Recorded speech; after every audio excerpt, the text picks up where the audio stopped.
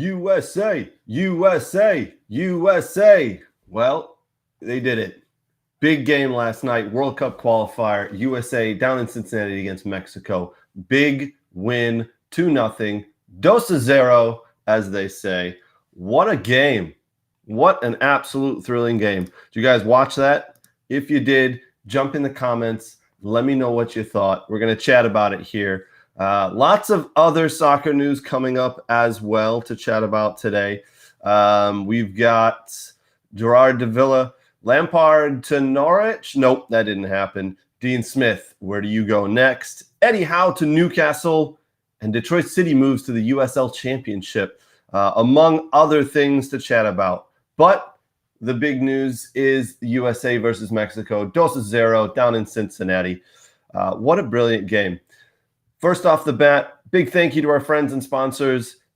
Tim Merritt at Ross Mortgage. Thank you very much, Tim. The Michigan Jaguars Football Club, Aaron Bird, Next Level Training. Thank you guys. Very much appreciate the support and love that you give us. All right, let's jump in. Lots of soccer. That USA-Mexico game, man, that was a different team last night than we're used to seeing. Just something changed. Something clicked in the second half.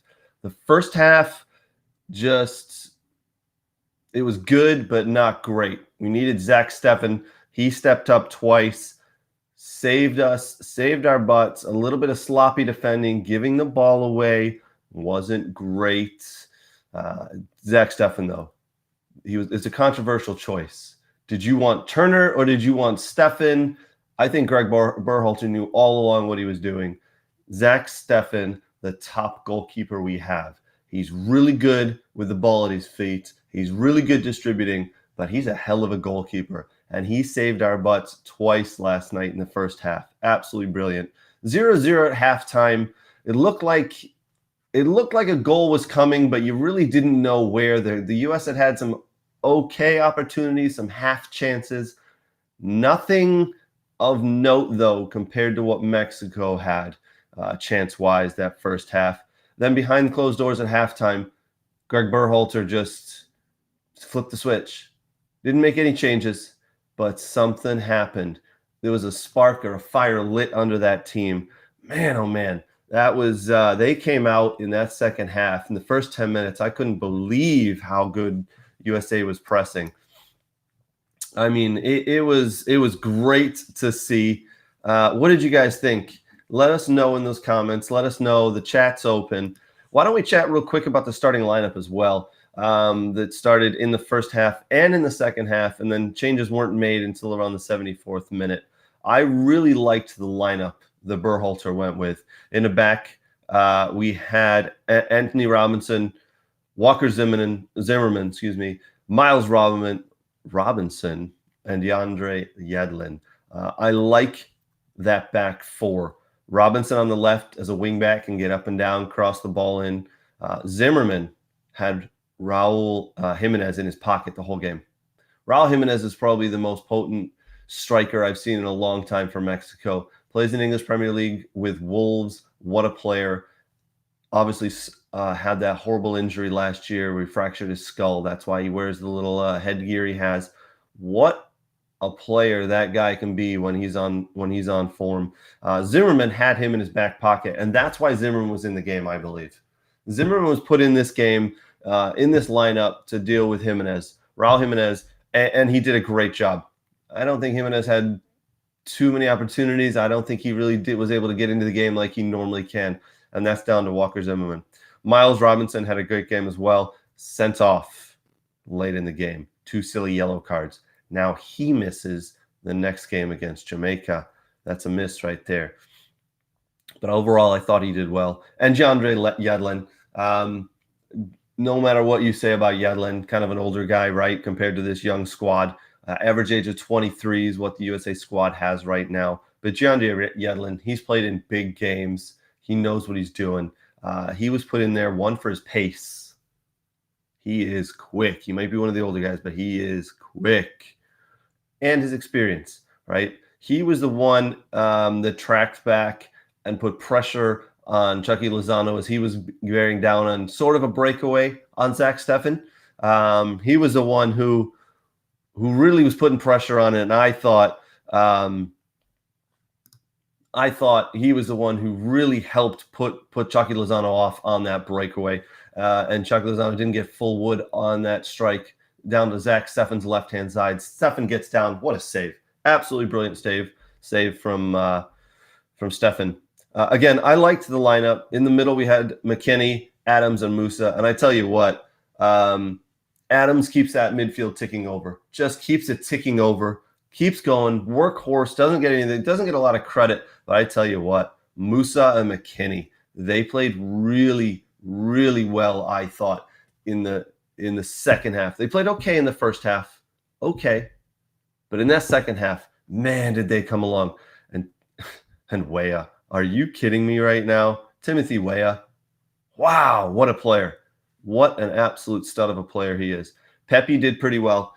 He was the front man in that three. He was the top man in the front three there. So there's Aronson on the left, Pepe in the middle up top, Weah out right. Aronson did very well. Great workhorse player. Just gets under the skin of those Mexican defenders. Just keeps working.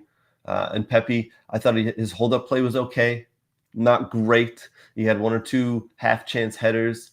Okay, not great. He seemed to get in the way a little bit of Adams and McKennie a couple of times, but that's okay. He's young. He's learning. He's figuring out where he needs to go. He played well. Timothy Weah, though. Best game we've seen him play. And I want to come back to McKennie again. I think McKennie had a absolutely nightmare in the last game he played for the U.S. men's national team. The last couple of games, he has not played well. That is not the Weston McKennie we've come to see. I thought last night was probably one of the best games he's played in a U.S. men's national team jersey. Stunning the way he played. The whole team, excellent. I thought it was very well organized, very well done strategically from Greg Berhalter. He really got it right. In the first half, crossing, not so good. We couldn't cross the ball to save our lives. We hit that first player or we put it over the back out for a corner. Not good. We need to be able to cross the ball better with someone like Pepe in the middle, right? He loves to get up in the to put his head on the ball in the 6-8 yard area. We need to be able to cross the ball better with someone like Pepe in there. Again, we got a little bit lucky in that first half. We didn't get punished for the sloppy play we had. In the second half, we came out flying. Let's talk about VAR for a second. VAR, how is it we're in 2021 World Cup qualifying, one of the biggest games, Mexico, USA, and we don't have VAR? Why do we not have VAR in CONCACAF? Rumor is that now it's going to be introduced in January. So all of a sudden you don't have VAR for half the games and you're going to introduce VAR for the second half of the qualifying? What the hell is that about? Talk about CONCACAF getting it wrong. At least it's coming, though. I agree, Kirk. McKennie was on fire last night. What a great game he had. VAR, though, let's get back to that real quick. VAR absolutely would have sent off. I believe it was Rodriguez, number 21 from Mexico, who kind of raked the eyes of Aronson there. Aronson got fouled. Rodriguez was standing over him, kind of pulled him back, put his hands in Aronson's face. The referee's right there. How does he not see what's going on? You get VAR involved. The referee goes and has a look, absolutely sees there's malice in that, and sends him off, because you are not allowed to put your hands in the face of someone, especially like that, right? You're not allowed to rake someone's face. Put your hands in their eyeballs. That was disgusting. He should have been sent off. Absolutely sent off. I'm glad VAR is coming in. It's terrible that it hasn't been used. It could have been used several times now in CONCACAF, but at least it's coming. USA had the best possession and best opportunities in the second half. Clearly, Mexico tried to slow the game down. Before Pulisic came on, they tried to slow the game down several times. Ochoa, the Mexican goalkeeper, got the ball to his feet and just held it. Waited for a U.S. player to come and make him pick it up. They were trying to slow the game down. They did not like the pace that the U.S. was playing at. Now, this is completely different from what we've seen in previous Mexico games, especially Mexico-USA games. Usually Mexico's on the front foot. They're the ones who are running and gunning and flying. They're the ones who try to push the pace. This game, something was a little different. Tata Martinez is in trouble. I don't think he knows his best team yet. I think he's got his team going in the wrong direction right now. It is not a good look for him and that team. Good morning, guys. If you're just joining us, welcome to We Are Soccer. Love to have you along here. We're talking USA versus Mexico, 2-0 from Cincinnati, Ohio last night. Again, USA had the best possession. And in around the 70th minute, we started to learn from the announcers there, John Champion and Taylor Twellman, that 5 goals have been scored in the 75th minute or later by Mexico in their World Cup qualifying games. That's when they really start to pick it up and put the ball in the net. So you started to wonder, could this be where USA kind of backs down a little bit, kind of loses control of this game? And then entered Pulisic on a substitution there. And Pulisic did what Pulisic does, man. I tell you what, the ball crossed half field, and in my mind, I went, we haven't gotten Pulisic on the ball enough yet. He needs to come and get the ball to his feet. We just haven't gotten him involved. All of a sudden, the ball goes down the right-hand side, gets crossed in, and he does an absolutely phenomenal job. An absolutely phenomenal job of getting in front of the defender. He ghosts between 2 defenders as he enters the box, and then once the ball gets crossed in, he nudges in front of that front defender. An American hero. Oh, my word. Absolutely love it. Christian Pulisic, the American hero on the night. I absolutely love the fact that one of his first touches is just with his head, and it's in the back of the net. Mexico had no idea what to do. Now, I don't know if you can see the picture I've put up here. He's got something. He pulled up his jersey and revealed a picture. Let's see it here. Man in the mirror. Now, this is in reference to Mexico's goalkeeper had an interview a couple of days before this game, said, the USA is like a mirror. They want to look in the mirror and they want to see us. We're clearly head and shoulders above these guys. And Christian Pulisic's retort to that, putting the ball in the back of the net, and then now who's the man in the mirror? Absolutely love it. Absolutely love it. That is shit tight talking of the highest order. Brilliant. Absolutely brilliant. Reading a comment here from Brooks Lambier. People don't rate Zimmerman enough because he plays in the MLS. Would take him over John Brooks, Aaron Long, Tim Ream, and Mark McKinney. Zimmerman, Miles, or Miles and Richards. I love Zimmerman. I thought he did an absolutely phenomenal job. He had Raul Jimenez in his back pocket last night. Miles Robinson, I thought, did very well. 2 silly yellow cards, so now he's going to miss the next game due to a red card. Looks like maybe Richards will have to come in there and partner with Zimmerman. The next game against Jamaica, 3 days from now, November 16th, down in Jamaica. That's going to be a tough game. Jamaica tied 1-1 last night. They have Antonio from West Ham, who's banging in the back of the net, man. He's putting balls in the back of the net. He's going to be a tough one to handle. So it's going to be tough for those center backs. I would have liked to have Miles Robinson there, but out due to 2 yellow cards and a red card. And also another player who will be missing, Weston McKennie. Weston McKennie will be missing because he has picked up too many yellow cards in World Cup qualifying. So he misses the next game, which is sad because the goal he scored last minute in the 84th minute was a very nice goal. He had some combination play. The ball took an unlucky bounce from the Mexican point of view off one of their players, bounced right to the feet of McKinney, who slotted the ball away. A very nice goal from Weston McKennie. So did you guys notice the celebration between McKinney and Pulisic? They look to be getting along. They look to be doing okay. With all those rumors that happened a couple of months back, look to be put to bed here, pun intended. They look to be playing well, those two playing together. I love it. I thought the game was it was so fun, that game. I tell you what, just a really fun game to watch. USA move into top spot right now in CONCACAF qualifying. They have played, all teams have played 7 games. Mexico is second on 14 points. Canada's third in the group on 13 points. USA has the best goal difference with +7. So top 3, USA, Mexico, Canada. Those 3 teams are going to be the teams that qualify from this group. Make no bones about it. They are the best 3 teams in this qualifying group. They will be the ones that qualify out of this group. So USA 1, Mexico 2, Canada 3, Panama 4, Costa Rica 5, Jamaica 6. Jamaica sit on 6 points, a -4 goal difference. And again, that's where USA head in 3 days' time. They head down to Jamaica. That's going to be a little bit of a tough game. They play against the Reggae Boys.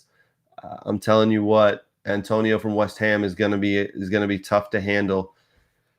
That'll be a fun game to watch. Whether Pulisic plays the full 90 there, I'm going to say no. I'm going to say he probably will come off the bench in around the 25, 30-minute mark if we need him. Hopefully at that time, we do not need him.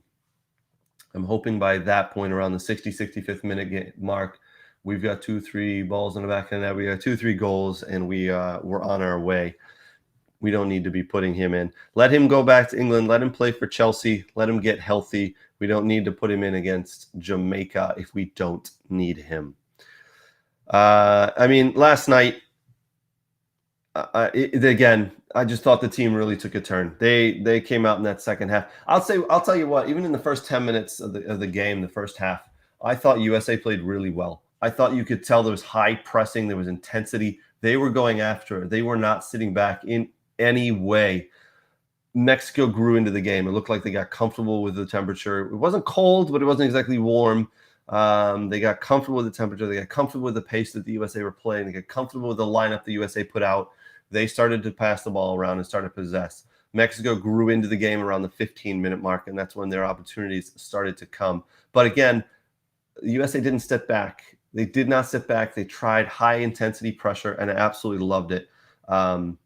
I don't know. It was a different game. It was just a different team. And we've seen this team in the past couple of games where they barely beat Costa Rica 2-1. They lost to Panama. They beat Jamaica 2-0 in previous games. They beat Honduras 4-1. But even in that 4-1, that was a good game. But then they come out against Jamaica, win 2-0, and it was okay. Then they shit the bed against Panama 1-0. They come out, give up an early goal in that Costa Rica game in Columbus, have to fight back and win 2-1. Last night against the best, and I still believe Mexico are the best team in this group. Tell me what you guys think, but I still believe Mexico are the best team in this group.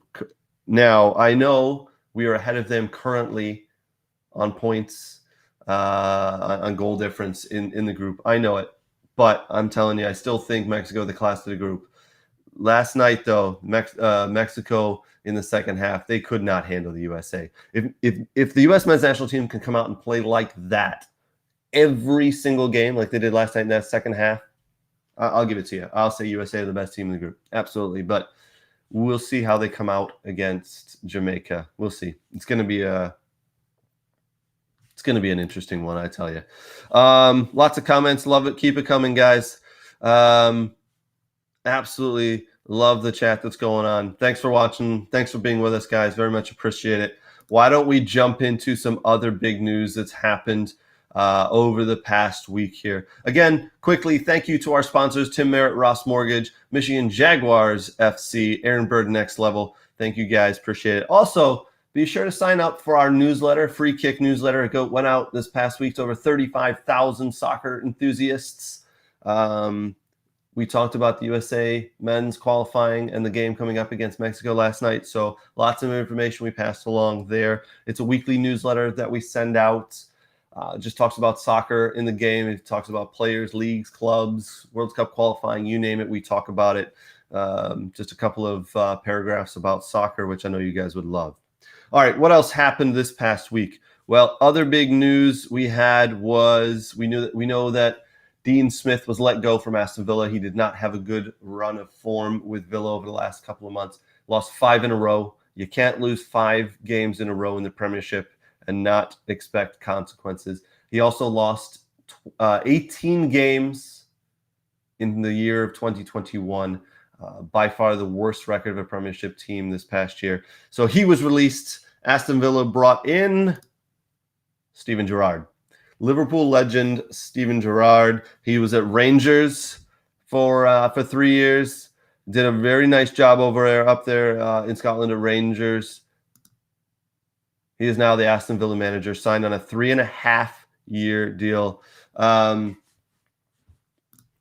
Put some stuff into the comments here.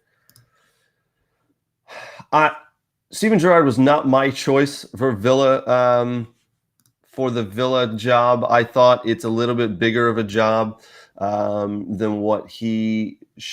I wanted someone with managerial experience, someone English Premiership managerial experience. I was looking for someone a bigger name who's been in the game longer.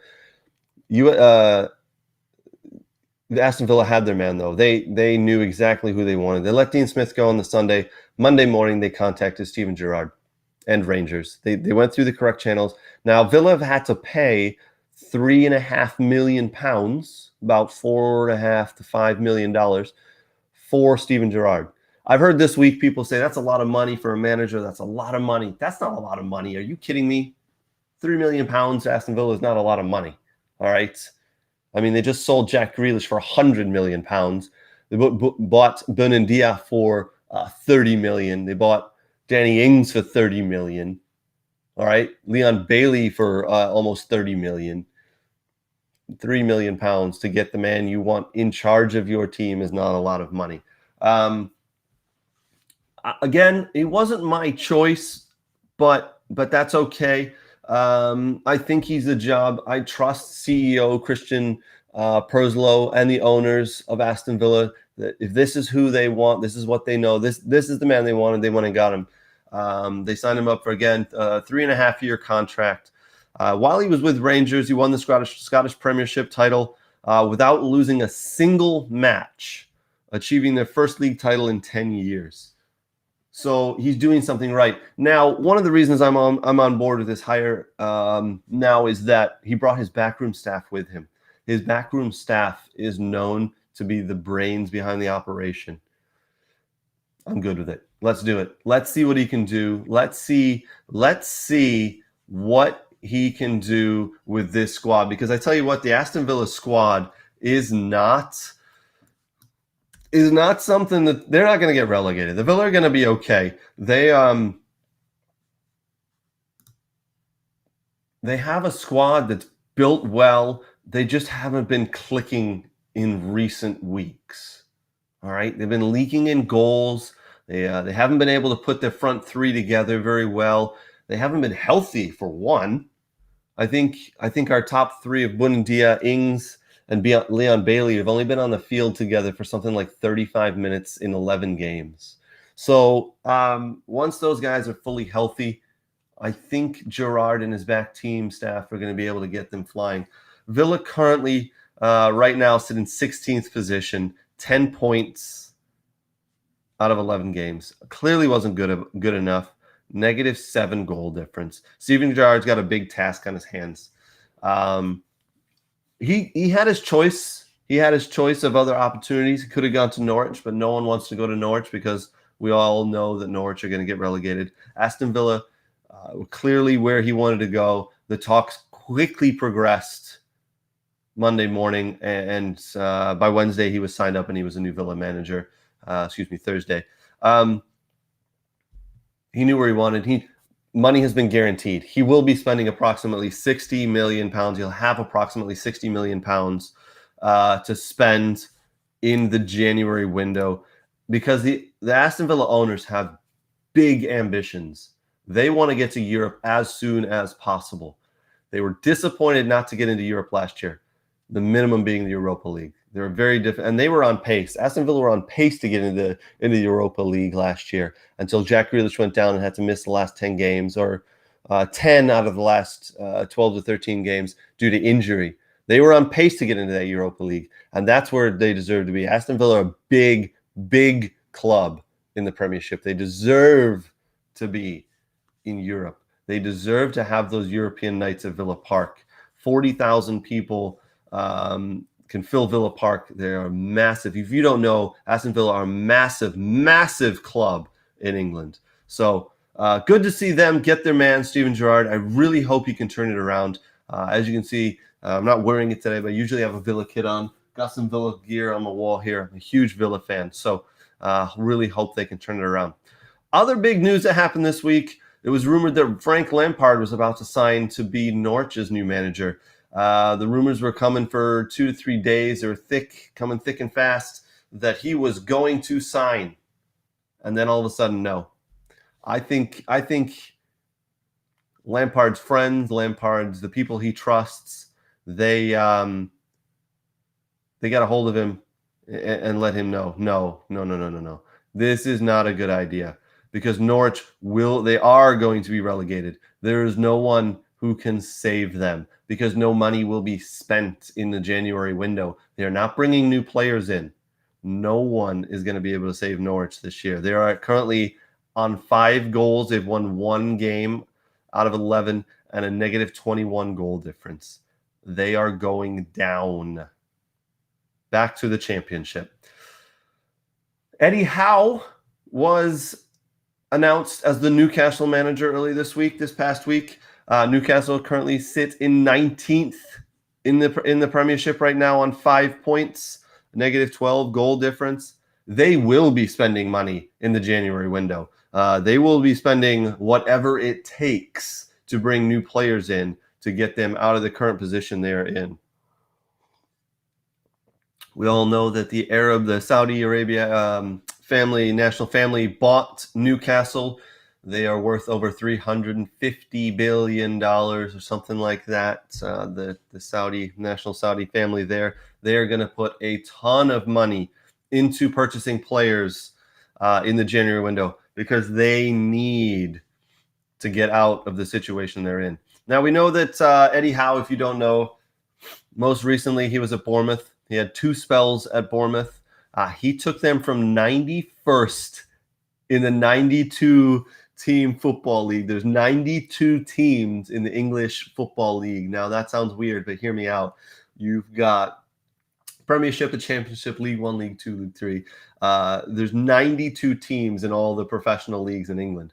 Bournemouth were 91st out of 92. There's 92 teams, and they were 91st. They're second to last. He took them from almost dead last up to the Premiership. I mean, that is a job right there that he did. He did a very good job at Bournemouth. The problem was they leaked goals. They couldn't stop the balls flying in the back of the net. They could score them, but they couldn't stop them from going in the back of their own net. Newcastle currently, as we just talked about, negative 12 goal difference out of 11 games there. They can't stop the ball going in the back of the net either. So I hope he's hired someone who's a defensive genius, because it's not Eddie Howe, I can tell you that. They need to stop the ball leaking into the back of the net. I'm going to read some stuff here. Eddie Howe was admired for producing watchable and attractive teams at Bournemouth, but even he would admit that they weren't exactly watertight on defense. That's a little bit of a quote there from Eddie Howe.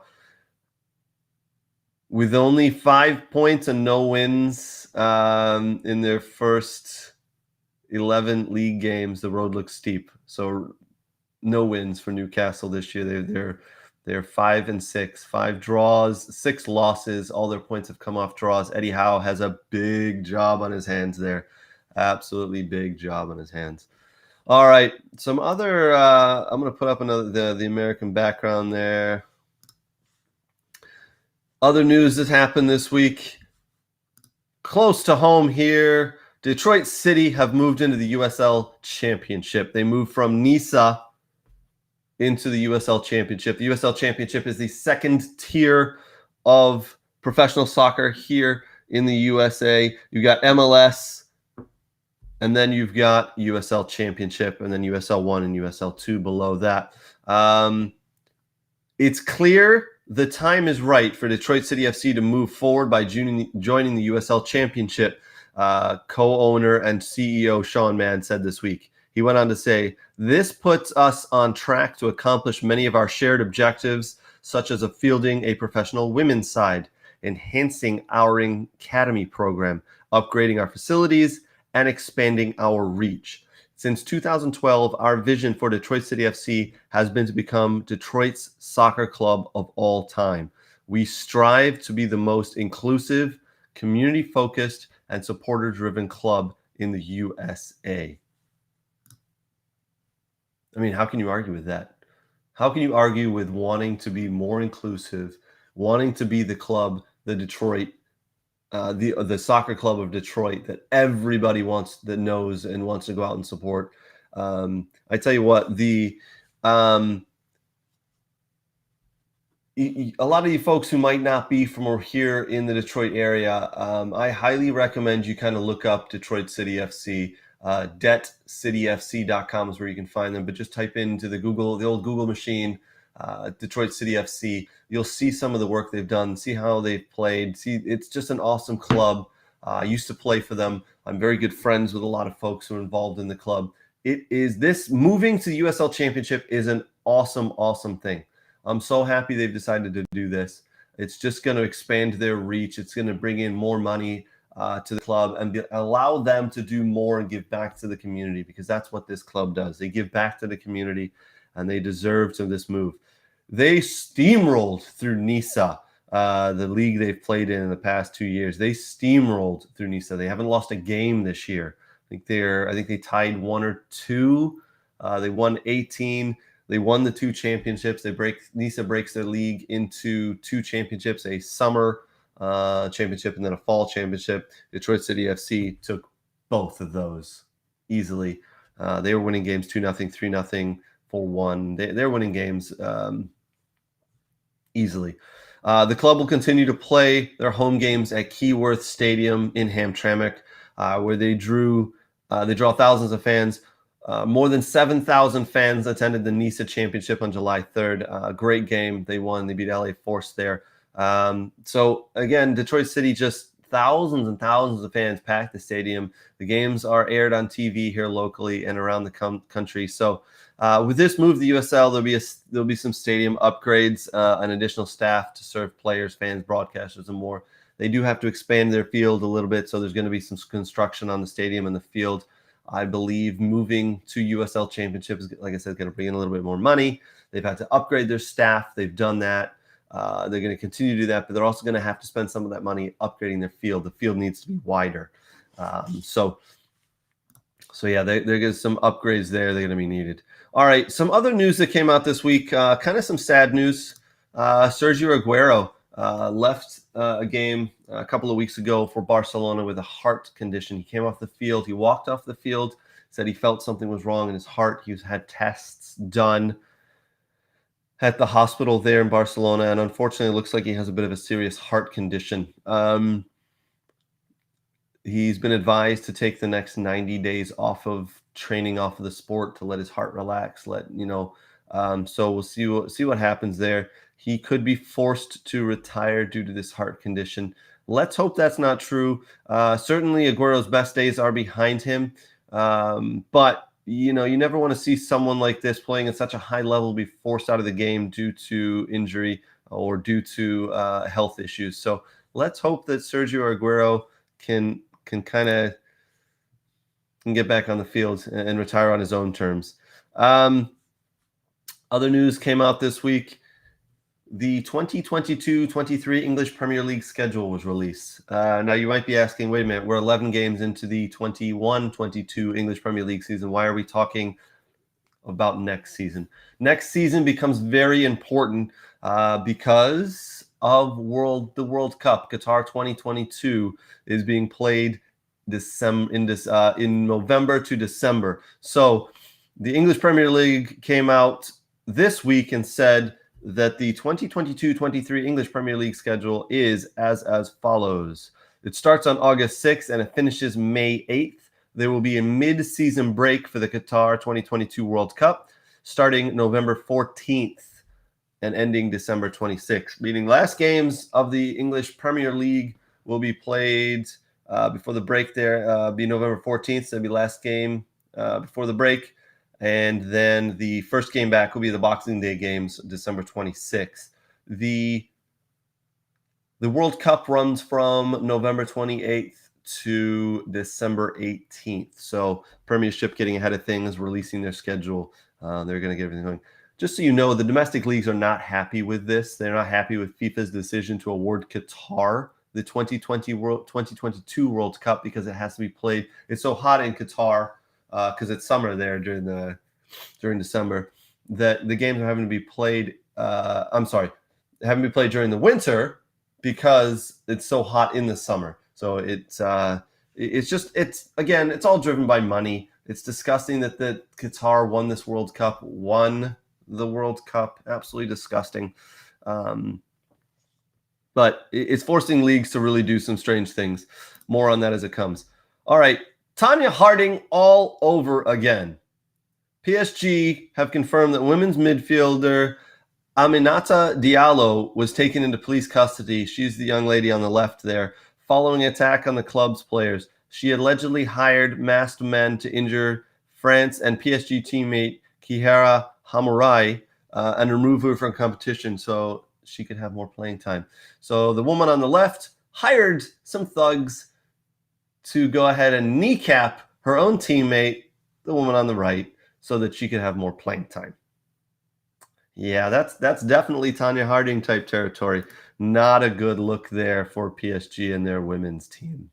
I don't know what to tell you. Just not good. All right, big news coming out late this week.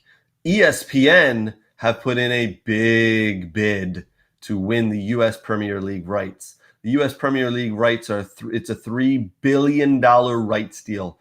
ESPN, Fox News, CBS Sports, NBC Sports, and Amazon have all sent bids in to the Premier League as they want to show the games for the next couple of years. Bids were presented to the chairpersons of the Premier League at the shareholder meeting on Thursday.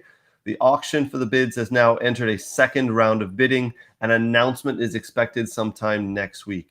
NBC Sports' current deal for the Premier League ends in May of 2022. Just so you're aware, in January 1st, 2022, NBC Sports is cutting off their feed, and games are going to be played on their other networks like the USA Network, and I don't know, a bunch of the others. So you're going to have to, it's not just going to be able to be tuning into NBC Sports and then figuring out from there where your game is at that you want to watch. NBC Sports is going away January 1st, and that is why the rights are opening up for all these other companies to bid on.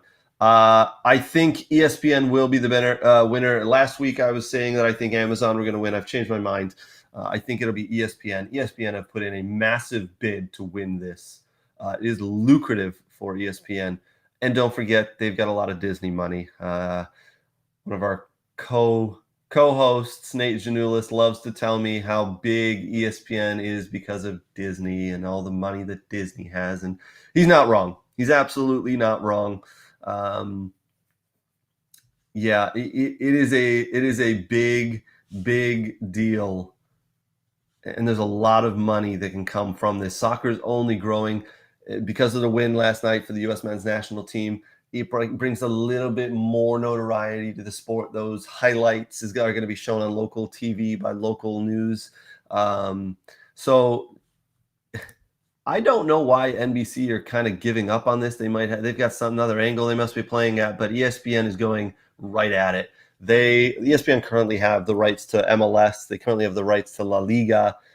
They have got the USL championship rights. They show a lot of soccer. They show the Bundesliga. So if you think about that, if they win the Premiership, they'll have the Premiership, they'll have La Liga, they have Bundesliga. Those are huge leagues to have the rights to. So ESPN's going right at soccer. They see where this sport is going and how much it's growing here in the USA.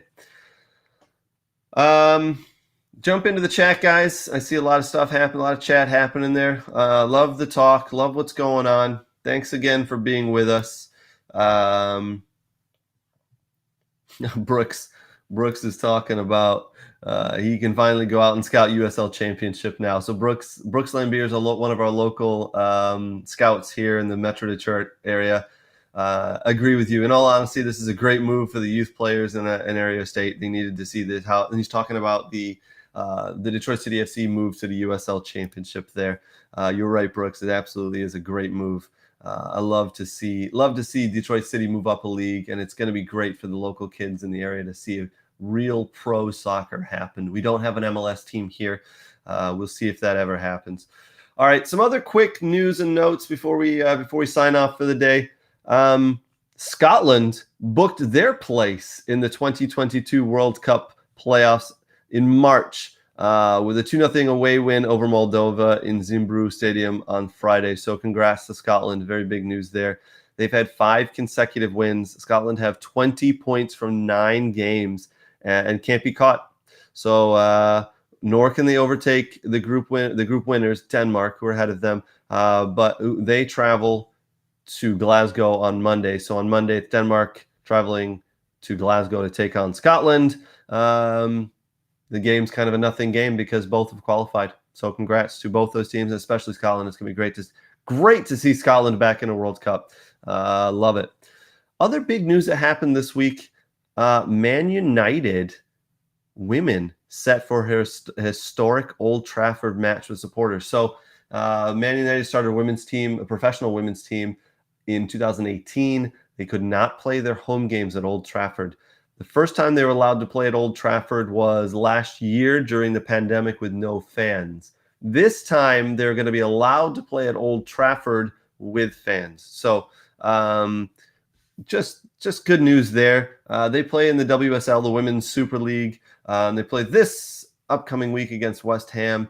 So that's awesome to see. The game is growing.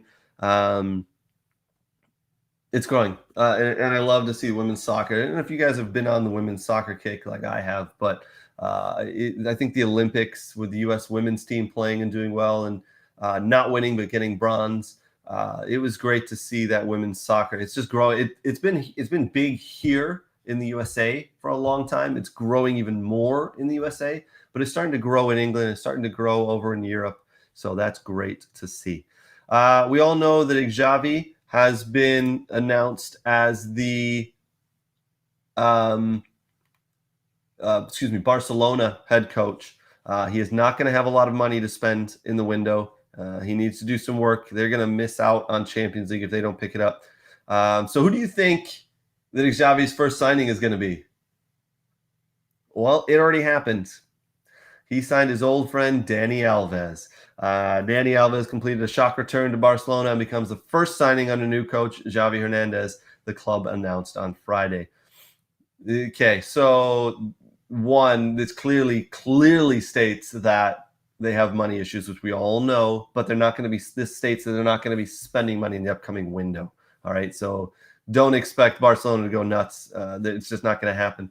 The Brazil international Dani Alves has been a free agent since leaving Sao Paulo in September. Sources have told ESPN that Xavi will be given less than 10 million euros to strengthen the faltering squad in January. No, that's not good. Xavi, why did you sign up for this?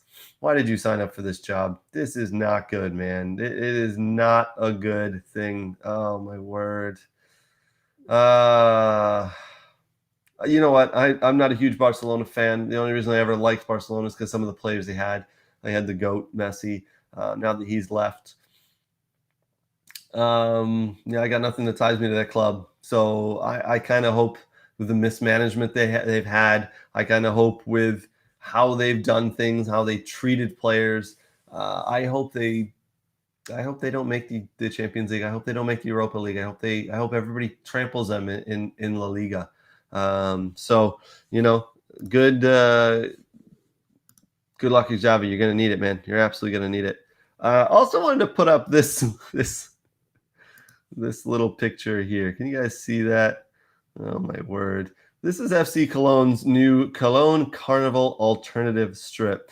Cologne play in the Bundesliga, and this is the strip that they've come out for Carnival. And yes, There's a little bow tie on there. How cute is that?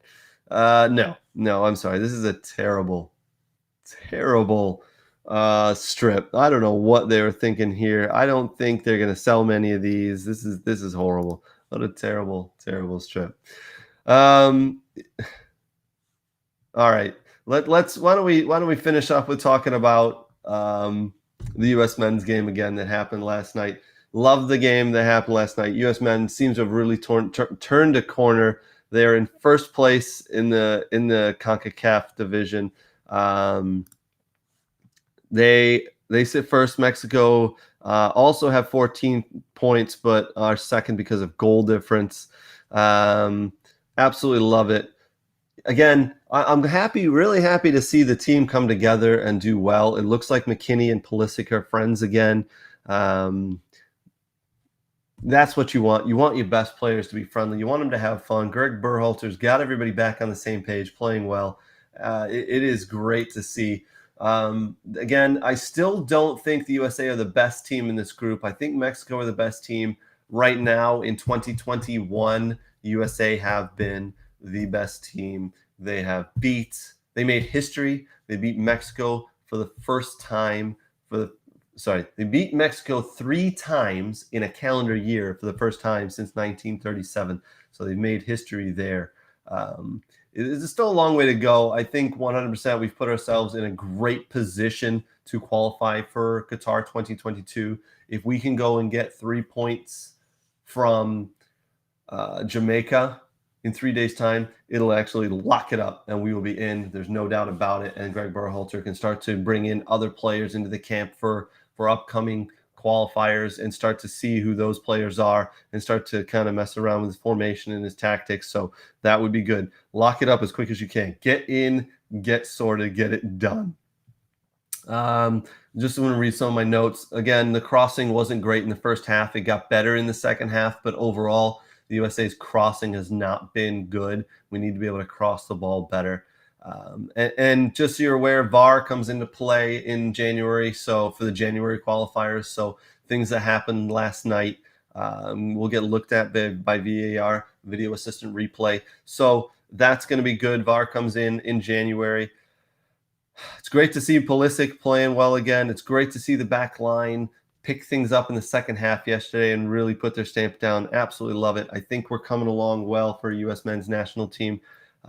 And remember, the goal is to get into 2022 and really do some damage at Qatar 2022. Will we win it? No, I'm sorry. I don't think we're going to win it. Some of those European teams, England, Italy, Belgium, Germany, those are the power horse teams of world soccer. I don't think we are quite at that level. I don't think we're going to be at that level in the next year or two. But the goal needs to be for 2026. If you think about now, the average age of the USA national team is just under 23 years of age.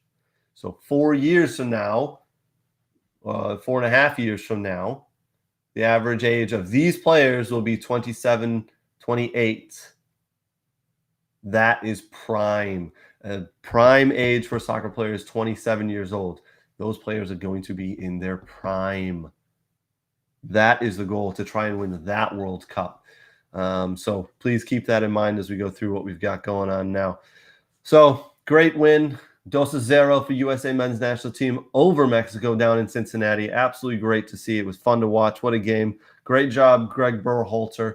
You've been lauded. You've been, for lack of a better term, people have made fun of you and the decisions you've made and the tactics you've come out with, the formations you've come out with in the past. I don't see anybody saying that this morning. I don't see anybody saying he didn't make the right substitutions. He didn't come out with the right formation. He didn't have the team set up ready to play. I don't see any of that, because wins solve everything. And I'll tell you what, I was swapping texts with my buddy Story last night before the game. That lineup, thumbs up, man. Greg Berhalter, you got it right. You got that right. You nailed it. You nailed it. You nailed the formation. You had the team flying. Love it. Absolutely love it. So well done, U.S. men's national team. Great job last night, Greg Berhalter. Credit where credit's due.